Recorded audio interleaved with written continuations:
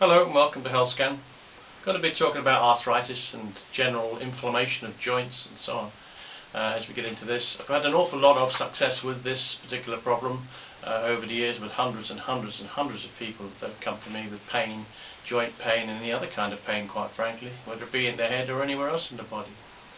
Pain is a signal that the brain controls and sends out, and it only does that if you give your brain a problem. Or, of course, if you've broken a leg or something. It's your brain's way of saying there's a problem.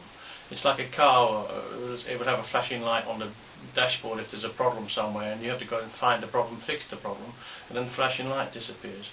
Well, the flashing light's the same as pain, whether it be a headache or whatever. It's the brain's way of saying, fix it.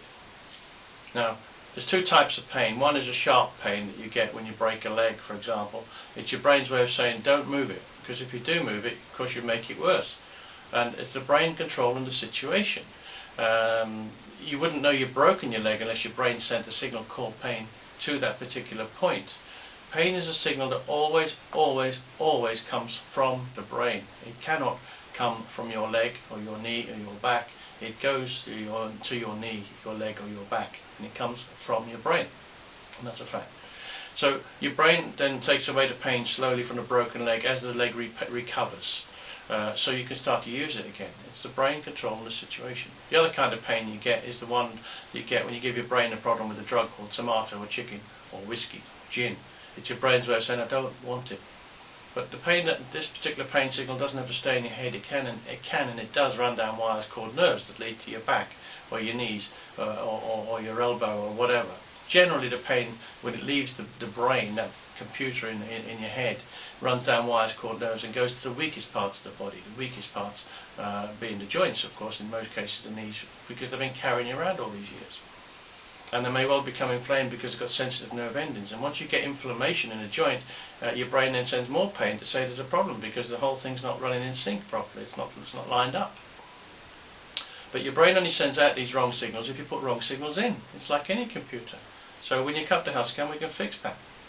You know exactly what's causing the problem, so you stop putting the signals into your brain, and all these pains and aches and inflammations just disappear.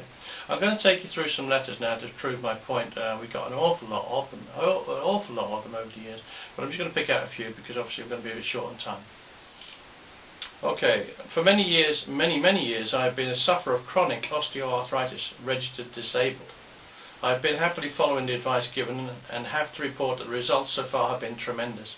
The constant arthritic pain has subsided and I feel a different person altogether. After such nagging pain for so long, I can hardly believe it myself. Nevertheless, it's true. 1,000 thanks for helping me to help myself overcome my debilitating complaint. Registered disabled? How many more registered disabled people are out there suffering from pain when it's so simple to fix you wouldn't believe? I am pleased to say I am much better since I had the screening. Giving up tea was quite a challenge, but the withdrawal symptoms only lasted a day, and I do not regret the decision at all. Pinpointing the other culprits has also helped immensely and made such a difference to my life. It is thanks to your screening that the arthritis in my right shoulder is subsiding and has virtually disappeared. I was crippled with pain and cannot believe that it has gone. I am now convinced that our ills are food related and your revolutionary system of diagnosis is invaluable. Crippled with pain. And how many years this lady, probably, I don't know, maybe most of her life in pain, taking tablets that weren't working. And you know, if they worked, well, that would be great, you wouldn't mind taking them. But they don't in most cases. You need more and stronger ones, and more expensive ones, and you end up with more problems and side effects. This person had blood pressure, thyroid, IBS, arthritis, frozen shoulder and sleep problems. I am so delighted with my results after coming to see you and having the food intolerance test. I have been taking tablets for high blood pressure, also tablets for inactive thyroid, and lastly tablets for irritable bowel syndrome. As you know, I was also suffering from arthritis, frozen shoulder, and was a terrible insomniac. This affects a lot of people when you're in pain. How do you sleep? It's very difficult to go to sleep in pain. In the past 2 weeks, following your instructions very strictly, I am so amazed at the results. For example, all doctors said I would never get off the pills for high blood pressure. I am now off the pills and have a wonderful reading of 105/69. I can never say thank you enough, because I am sleeping better, have no pain and feel great, in capital letters, exclamation mark. Being off all medicines means so much to me, and what I want to say is a big thank you in capital letters for your wonderful service. Just want to mention a couple of things there. Firstly, I don't ever tell people to come off prescribed medication. That's their own choice. But if I can fix the problem, and I do, then they can choose to stay on it or come off it, or talk to their doctor, whatever they decide to do. I always recommend they speak to their doctor, but that's their own choice. A lot of people just come off this stuff. And also, you remember this lady who was taking tablets for an inactive thyroid, and she didn't need them anymore. Interesting, isn't it? The brain controls the thyroid gland, so if you fix the brain, there's every chance you can fix that as well. When you go to doctors with underactive diagnosis of underactive thyroids because you're lethargic and all that nonsense, they don't stop to think about, well, what controls the thyroid gland? Let's fix that first. And when you do that, it's the answer in most cases. I'm not saying in all. I'm not claiming that this solves everything in that respect, but it's well worth doing first before you start getting onto thyroxine and stuff. Another one. Arthritis was diagnosed 30 years ago when I was in my early 30s, having discovered all the foods my body most definitely does not want. Also the vitamin and mineral deficiencies therein, because I checked those, as I say, those are the most important things in the body, vitamins and minerals, and yet how many doctors check them? And I find about 1 in every 5 or 6 people are low on something.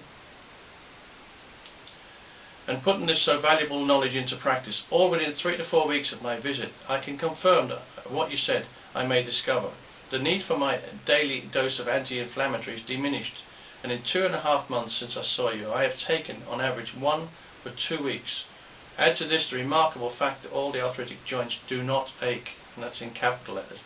This lady was taking anti-inflammatories every day. And she went down to virtually nothing. Again, talking about inflammation of joints, just the brain sending out wrong signals.